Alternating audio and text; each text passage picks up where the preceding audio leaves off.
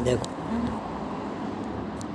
बादशाह अक्रूबुद्दीन आज बहुत ही ज़्यादा खपा होता जा रहा था। एक नौकर जिसने बहुत बड़ी गलती कर दी थी, उसकी गलती को नज़रअंदाज करना वह नहीं चाहता था। भरी सभा के अंदर आदेश प्रदान कर दिया, इसको सूली पर चढ़ा दिया जाए।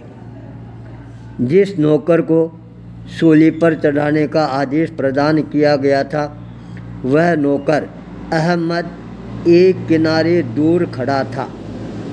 जब उसके कानों के अंदर यह आवाज़ गुंजायमान होती है, मेरे को सूली की सज़ा का आदेश हुआ है, वह आवेश में आ जाता है, आपा खो देता है, ज़ोर ज़ोर से राजा को गालियाँ निकालना प्रारंभ कर देता है। पर राजा दूर था, इसलिए राजा के कानों में वो गालियाँ नहीं पहुंच रही थी, पर उसका चेहरा है वह अवश्य ही राजा को दिख रहा था। पास में खड़े अपने वजीर को पूछा, यह व्यक्ति क्या बोल रहा है? वजीर ने कहा, अंदाता यह कह रहा है, महान व्यक्ति वह होता है जो अपने गुस्से को पीना जानता है, दूसरों पर दया और रहम के भाव रखना जानता है।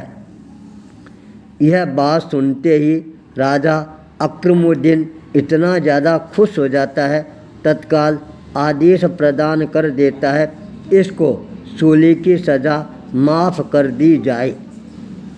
पास में ही खड़ा दूसरा वजीर, जो उस नौकर से ईर्ष्या, जलन, द्वेष की भावना रखता था, उसने निवेदन किया, अंदाता ये वजीर आपको झूठी बात बता रहा है। वह नौकर है, वह आपको तो गालियों पर गालियां ही निकालता जा रहा है, इसलिए उसको सूली की सज़ा है, ये कदापि माफ़ नहीं करनी चाहिए।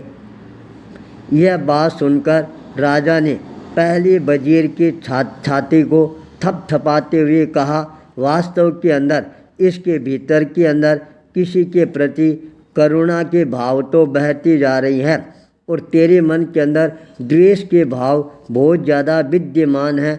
तू मेरे यहाँ पर वजीर रहने के लायक नहीं है, इसलिए आज मैं तेरे को वजीर पद से बर्खास्त करता हूँ।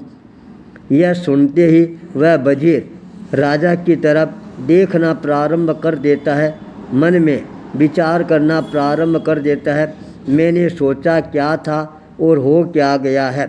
तत्काल वह वहाँ से पलायन करने के लिए मजबूर हो जाता है।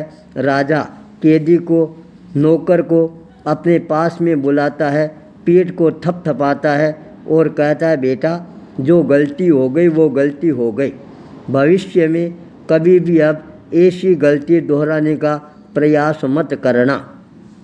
राजा का यह शब्द सुनते ही नौकर के मन के अंदर भी राजा के प्रति जो द्वेष के भाव थे, वो अपने आप ही धीरे धीरे प्रेम के रूप के अंदर उभरने प्रारंभ हो जाते हैं।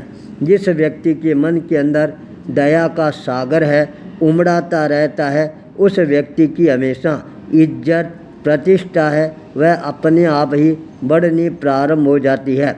इसलिए हर व्यक्ति को अपने मन के अंदर दया के भाव रखने का प्रयास करना प्रारंभ कर देना चाहिए। दया ही जीवन का श्रृंगार बन जाती है।